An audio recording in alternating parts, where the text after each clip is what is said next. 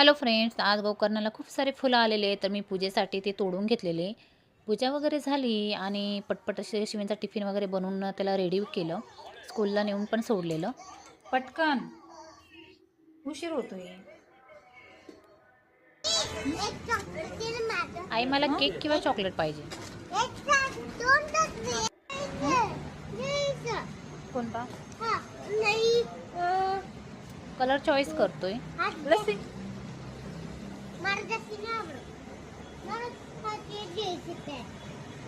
भैया ये वाला दो. हाँ येलो येलो कलर का.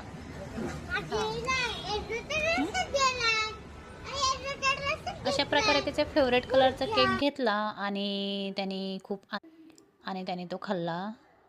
शिवान काय खातोय तू?